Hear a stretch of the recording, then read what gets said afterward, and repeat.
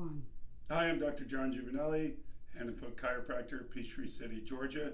I have with me patient Evan Fuller.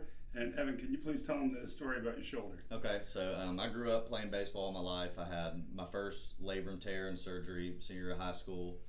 Turned around, ended up tearing it again my first year of college, and got in an accident right after surgery where I tore my SC joint and had some other tears in my rotator cuff and labrum again.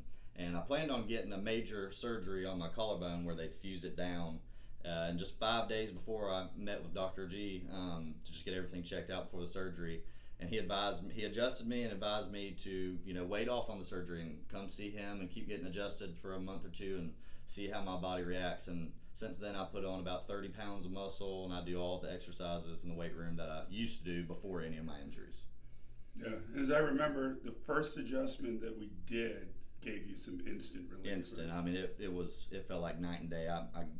My shoulder felt as though it had been dislocated for so long. I didn't have control over it. And after the first adjustment, I had full control over my shoulder blade and all that.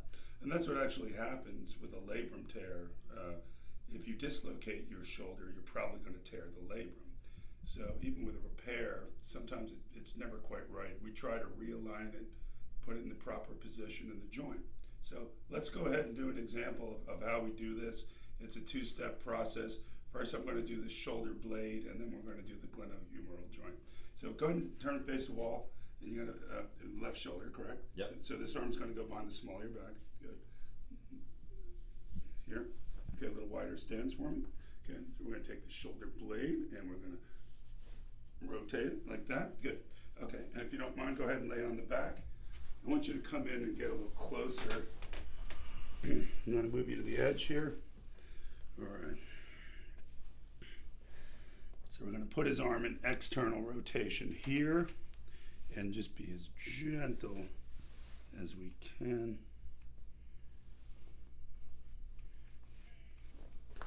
Here. Good. Beautiful. All right. Thank you.